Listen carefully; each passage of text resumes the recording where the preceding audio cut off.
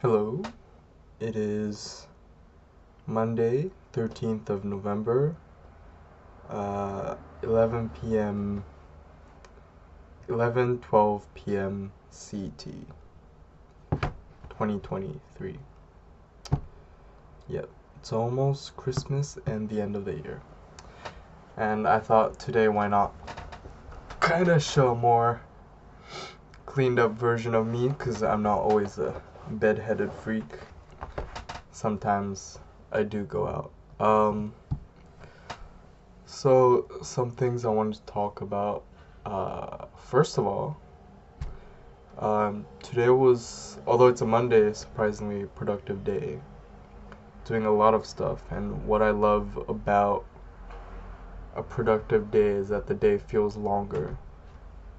Because when you become addicted to YouTube and social media, time goes by very quickly. And a day just feels like it's only been an hour. And today feels like I've spent 2 days or 3 days because of how distinguishable the events and activities I had today. But yeah, that's one thing. And then for this week's, you know what would be interesting? Also talking about my weekly dishes, because I always try to make something new every week. I don't know what I want to make next week, but for this week, the two dishes I have decided to make, I've already made, but was Italian, a sort of not really the same, but an inspiration from Subway's Italian BMT, because it has like three sorts of ham or meat. So I used like normal ham, shoulder ham, I think, salami, and prosciutto. I know it's supposed to be pepperoni, but there wasn't pepperoni. I thought prosciutto would be nice. My second try was a lot better, but the first try, the cheese I use is kind of off, so I had to reduce it. But also I realized prosciutto doesn't have a strong flavor, so if I want to add that raw meatiness into the sandwich and it's recognizable, I have to add quite a bit to counteract with the other two hams that have a way more strong flavor. So yeah, that's something I discovered. Pretty cool. And I think watching a lot of Gordon Ramsay's shit, I realized how much seasoning is important and tasting every step of the cooking process. Because I also made, what do you call it? The mayonnaise relish. I don't know why I always forget the condiment name. Mayonnaise relish? No. Pickles condiment.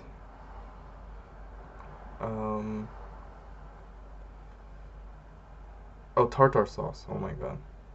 So tartar sauce, I also make aftertaste, and then like salt changes flavor so much.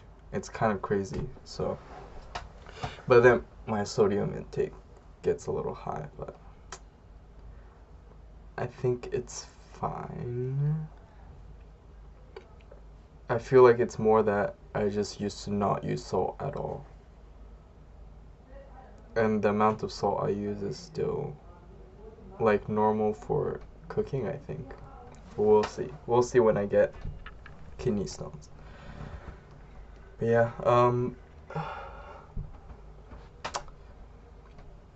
the other detail. I was thinking of today talking about this media philosophy theory I have called Homo Contentus. I wrote like an essay on it. I'm not, like, it's a decent essay, but I don't really like the essay because I think I could have done it much better. But I want to dedicate a whole video on that, so I'm not going to talk about that today. But the general idea is, from a media philosophical perspective, well, I want to say media philosophical, or it is media philosophical perspective, but in the sense of Homo economicus, where industrialization revolutionized the reality, I suppose. The digital revolution has revolutionized reality as well, or like created a new form of human, which is Homo contentus. And you'll, if you know, I think it was Latin or Greek, you'll be like, what contentus? That doesn't really make sense if you're referring to content, and it's actually a play on words, homophone, double meaning, which I'll get to when I talk about next time. But I think it's an interesting theory, and I think it's, whatever I talk about is predicting what's going to come, which isn't like such a absurd prediction. It's a pretty common prediction, but I'll talk about it from a media philosophical perspective. Yeah, I don't want to spoil it too much. But anyways, enough of that. So what else I wanted to talk about today? I guess this is a difficult topic to talk about.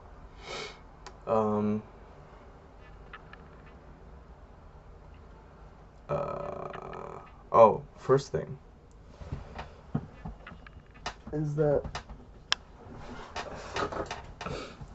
I saw a clip of Boiling Point, and I think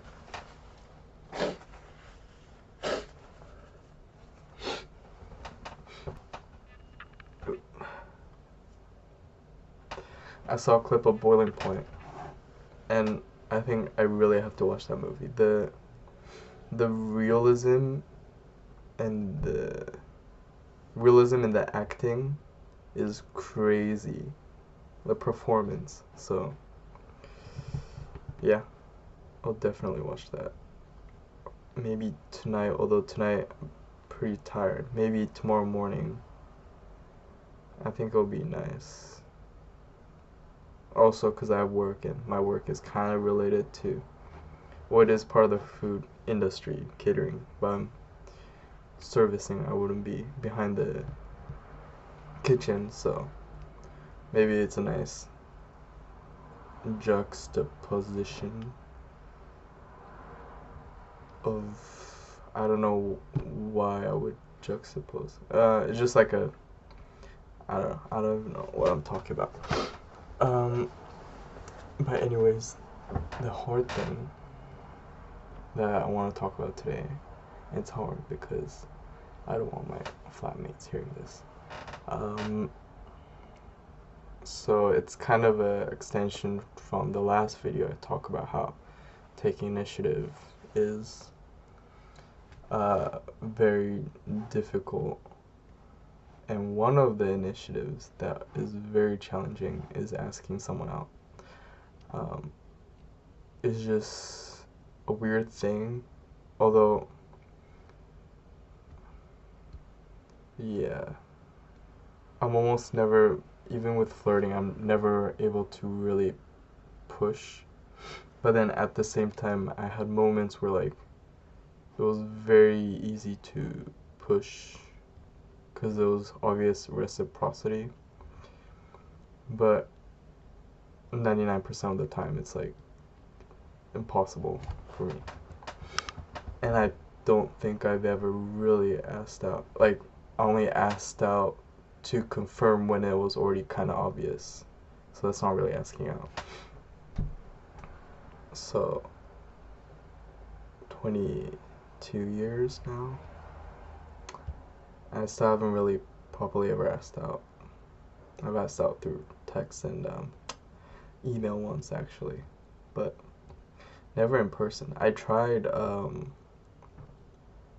last year, but like I had this like weird situation where it was like the end of the, it was like this course I was taking. There was this a pretty girl, so I was gonna ask her out, but after the class I couldn't find her. I was like, ah, damn. And then out of nowhere she's like walking towards me because she actually had a question, because we did have a conversation earlier. But in that moment, because I was thinking about, oh, I have to ask out, like, I don't know, I guess it's anxiety or something, like, that shot up the roof, and, like, I could not do anything. I, like, basically froze.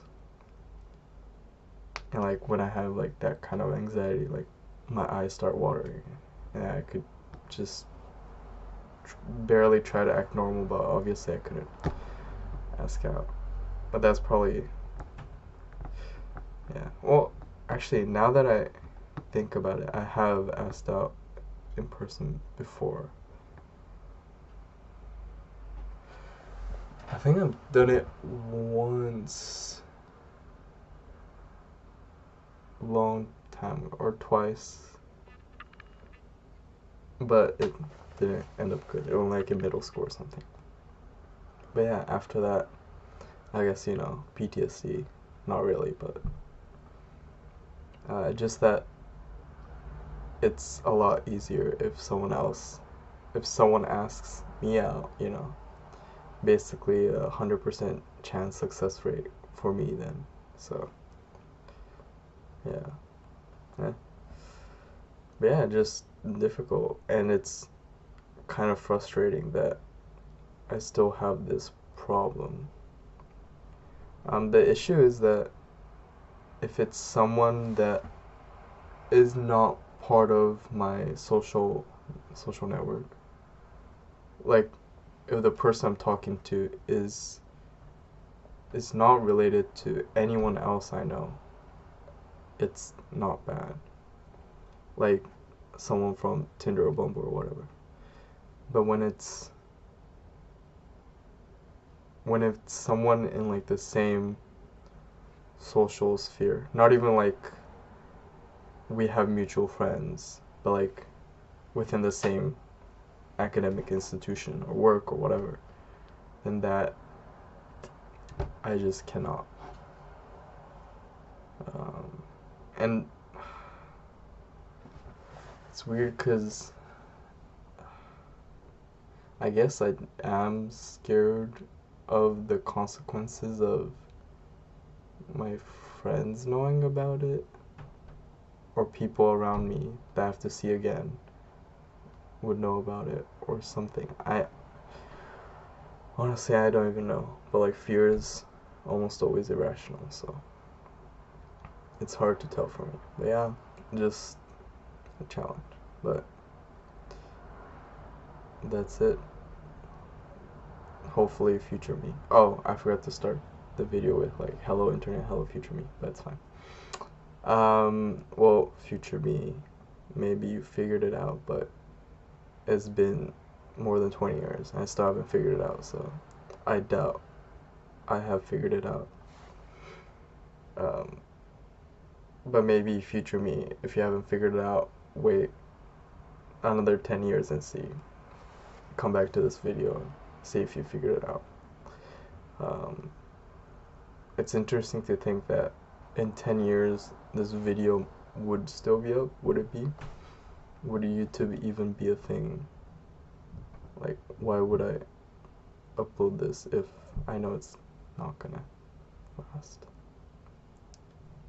Well, I guess nothing really lasts, but that's a topic for another time. Okay, bye. I'm gonna watch Boiling. No, I'm not. I'm gonna go to sleep. Bye.